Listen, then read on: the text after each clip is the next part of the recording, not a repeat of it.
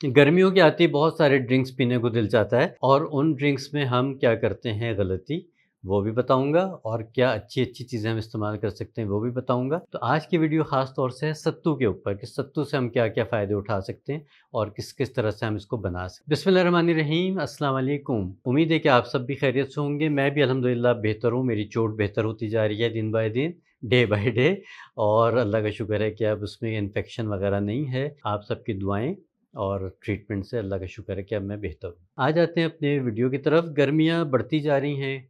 जून, जुलाई, अगस्त, सितंबर ये वो सख्त तरीन मौसम होता है जिसमें मैदानी इलाकों में ख़ास तौर से बल्कि पहाड़ी इलाकों में भी धूप की शिद्दत बहुत ज़्यादा होती है।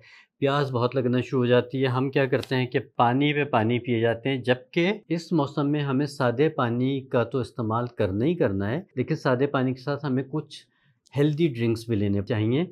उसकी वजह ये है कि देखिए पानी हमें हाइड्रेट तो रखेगा, लेकिन पसीना निकलने की वजह से, एक्स्ट्रा पसीना निकलने की वजह से या ज़्यादा पेशाब आने की वजह से अमूमन गर्मियों में पेशाब की मिक़दार कम हो जाती है, पसीना बहुत बढ़ जाता है।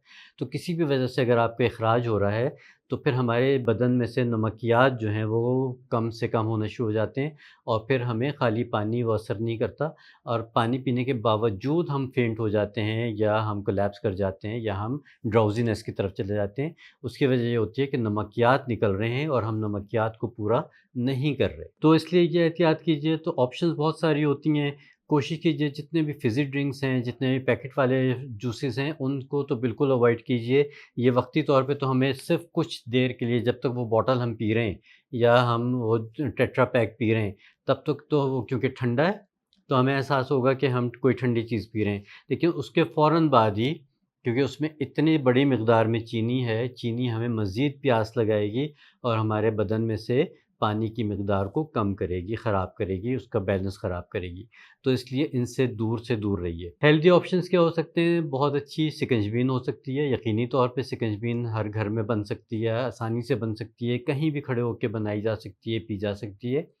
तो सबसे अच्छा नींबू पानी शिकंजबीन है जिसमें थोड़ा-सा नमक भी डाला गया हो और थोड़ी-सी चीनी भी डाली गई हो ताकि हमारे नमकियात पूरे हो जाएँ। लेकिन इन सब का बादशाह कौन है? इन सब का बादशाह है सत्तू। अच्छा सत्तू मुख्तलिफ़ चीज़ों का बनता है। सत्तू जो सबसे ज़्यादा मुस्तअमल है वो जौ का बनाया जाता है। जौ को भूना जाता है, उसके बाद उसको कूटा जाता है। इस दानेदार जो पानी में हल पज़ीर तो यकीनन नहीं होता, लेकिन ये है कि ऐसा होता है कि जिसको हम पी सकते हैं।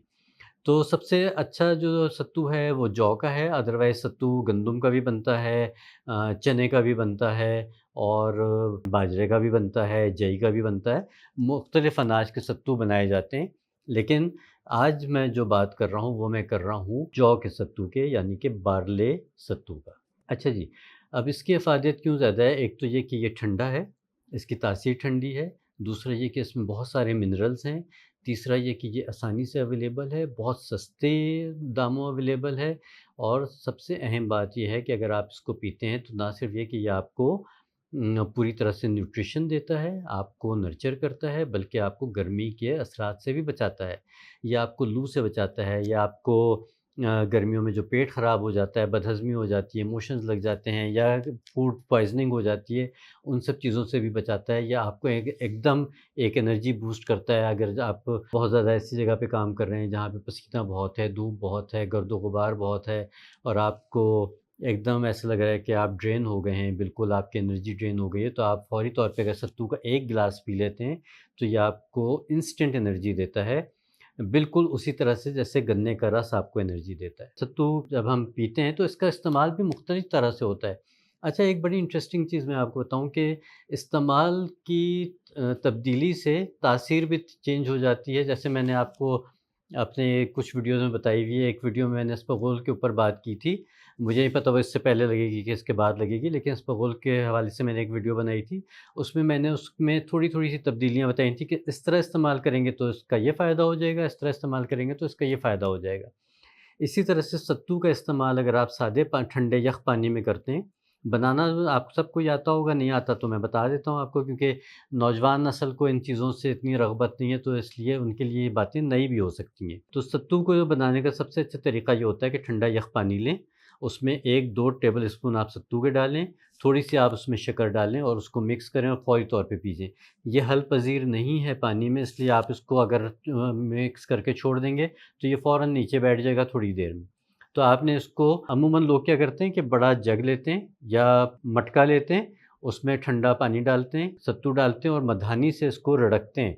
मधानी से रगड़ने का फ़ायदा ये होता है कि काफ़ी देर के लिए पानी में मिक्स हो जाता है, उसके बाद फिर ये बैठना शुरू हो जाता है। तो आपने फ़ौरी तौर पे इसमें थोड़ी-सी शक्कर डालनी है और आपने इसको पी जाना है।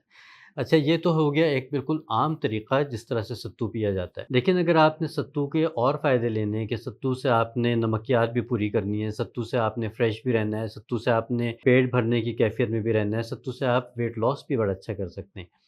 और सत्तू से आप चाहें तो आपके पूरे दिन की एनर्जी बहाल रहे, तो आप इसको मुख्तलिफ़ चीज़ों में इस्तेमाल कर सकते हैं। मिसाल के तौर पे आप इसको ठंडी लस्सी के साथ इस्तेमाल कर सकते हैं।